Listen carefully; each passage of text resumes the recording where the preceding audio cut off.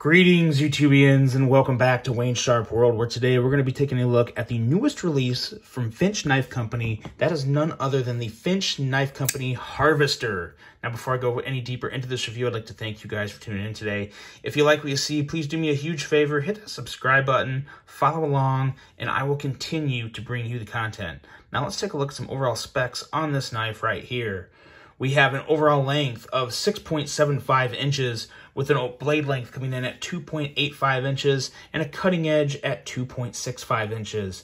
The blade width on this guy is 0.96 inches at its widest point right up here, and a blade thickness coming in at 0.11 inches.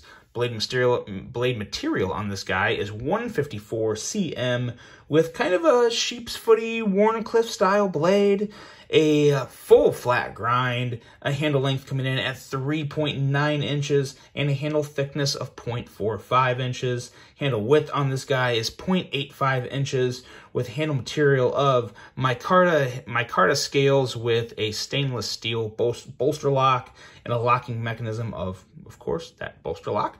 And we have a user of a right-hand tip-up only carry, a weight coming in at a very reasonable 3.3 ounces, a price of $135. Now let's take a look at some size comparisons here real quick before we get any deeper into this knife and see just what we got. Very unique design here. Let's start off with a couple that everyone know and at least really like, if not love. We have the Civivi Elementum, and we have your Benchmade Bug Out. And there you go. So it is definitely just a little shorter than both of those, considerably shorter than the Bug Out, of course, but as you can see, very much in line with that Elementum there. Obviously, radically different design, but in terms of length and really overall thickness in general in the handle, rather close to this Elementum right here. Now, let's take a look at it compared to some other Finch knives. A couple of my all-time favorite Finch knives. This one here is probably my favorite. If I had to pick one, I probably would go the Finch Devil's Finger, and then we also have the oldie but the goodie, the model 1929, which is just fantastic. A great little gentleman's carry or a fifth pocket carry, however you want to throw it in your pocket. And as you can see, very much in the middle. Finch is really good. What they're doing right now is they're making kind of a portfolio of designs that are very much in that favorable carry range for a lot of people. The Devil's Finger here is one of the biggest knives they've ever made, and it's really not that big. It's more in that kind of a medium-sized knife range, and that's kind of where the Harvester is. This I would consider a small knife in the 1929, but all of them are very favorable, carry great in the pocket, and they're just not bulky or clunky or anything. They're very smooth designs here. So we'll get this 1929 and Devil's Finger out of here, and we will talk about this Harvester. And I gotta say that this blade, it really does live up to its name, Harvester. We'll touch on that in just a second, but it's just a very aggressive sheep's footy Wharncliffe style blade. What do you guys think? Is it just a Wharncliffe? Is it a sheep's foot? I've always heard that a Wharncliffe has to have a point. This doesn't have quite as much of a point, so we're gonna go with sheep's footy Wharncliffe, and the comments in below this video can help determine just exactly what that is. But we have a behind the edge reading of 21 thousandths, so respectable. Nothing to write home about, but still a pretty nice edge, and plenty good enough for any of those EDC tasks. And an angle on this edge that makes it just an excellent blade for opening letters, packages, and yeah, fruits and vegetables. I tell you what, I eat a lot of oranges, guys. I'm a big fan of citrusy fruits, and I had this in my pocket when I was going through the review process of it, and I thought, you know what? The way this angle looks, it's that aggressive pointing down. It's like, you know what? I'm going to try and score my orange with it.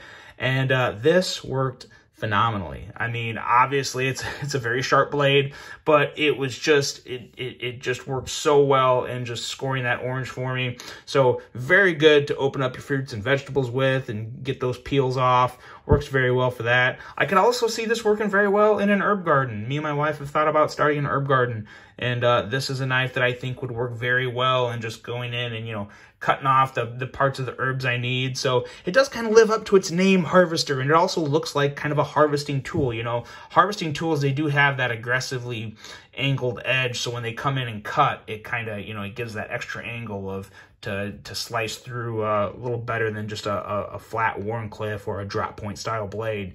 But a very unique design. And of course, you have your typical great jimping that you get on all Finches.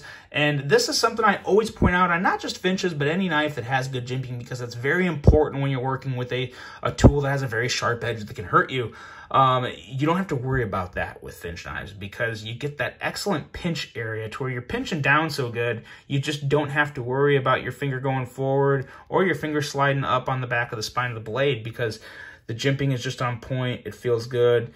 Bites your finger, gives you a good place to grip on, and you're just good to go there. Now, I'm sure everyone probably sees this nail nick up here, and typically I'm not a fan of nail nicks. It's not something that I like to see on a lot of blades. I'm going to give this one a small exception, and I'll tell you why later, and I think a lot of you will probably be okay with it when you see why. But yeah, so we will touch on that in just a second after we get through the handle and ergos of this guy, which are very good, and they complement this blade really well. So the way the handle kind of narrows up to the top makes it a very great, very favorable area for you to pinch grip right up here. So you got that solid grip, and then as your fingers wrap down on the handle, it gets wider. Like you said, that 0.45, was it 0.45 thickness on the handle. It spreads out, and it's an excellent size to wrap your fingers around. Me with, you know, kind of large hands, it still feels really good, even though it's not a big knife. So you're in complete control of the blade, and it just feels great in your hand. All the edges are smoothed out, not contoured, but very smoothed out, so you don't feel any points. You have that cool Finch logo in there. And micarta, that's pretty nice. You don't have a lot of the texture, the grippy texture that you normally see, or I think a lot of people want to see on micarta. You don't have that. But you do have a bit of a tackiness to it. As you can see, it definitely sticks to your fingers and gives you plenty good enough grip, in my opinion. And it still looks good. I mean, you definitely see the grain. You don't feel the grain, but you see the grain in the micarta, which I really like. The grain, weave, whatever you want to call it.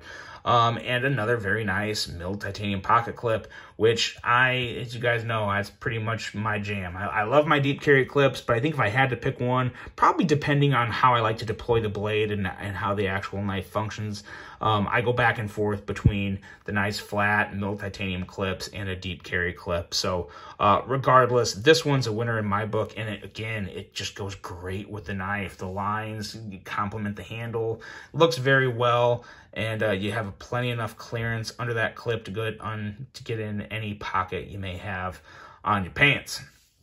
So there you go. You also have your nice solid lockup with your stainless steel bolster, and you're good to go there. You really are pretty much good to go. No real issues with this handle. Again, it's another handle that's kind of reminiscent of the 1929, with just a few different, your basic concept of your stainless steel bolster lock with some nice materials for the inlay, and just looks good. Now, going into the action of this knife, pretty darn good. You have to keep in mind, though, with this blade, you have more weight at the end of the blade to where it's not super light. The action with the 1929 is a little faster and snappier because it's a lighter blade. Even though it looks like there's the same amount, this is a considerably longer blade than the 1929. So you're kind of leveraging that weight different as it swings out. But with that being said, it's still very good. The detent is tuned in about as good as you can get it. So no real issue there. But what makes this knife really fun for me in the action category is this darn nail nick. You know, whether you guys like it or not, it works really good to just middle finger flick that knife out, or that blade out, and it is just, it is rather fidgety. It's a little farther down the blade, so you kind of have to get used to that. If you're a little more coordinated, you can do kind of your ring finger flip, but or flick. But I'm not. I can do it, not quite as consistently though as I can with just, you know, reaching down a little with that middle finger, of course, and popping the blade out. So that does add a nice little bit of fidget to it. Even the flipper is still somewhat fidgety. This knife has a little bit of a different feel to it with the more weight towards the end of the blade. You feel a little more force when the blade comes out, even for a small knife. It's a little unique when it comes to that. And in terms of just, you know, kicking it out with that middle finger, it's fun. It's very smooth. The blade glides out with no real issue, and it makes for a nice, very unique carry. You don't see a lot of knives that look like this one. You know, you get into stuff like bug outs and elementums and your standard drop points. You know, a lot of knives can start to look similar.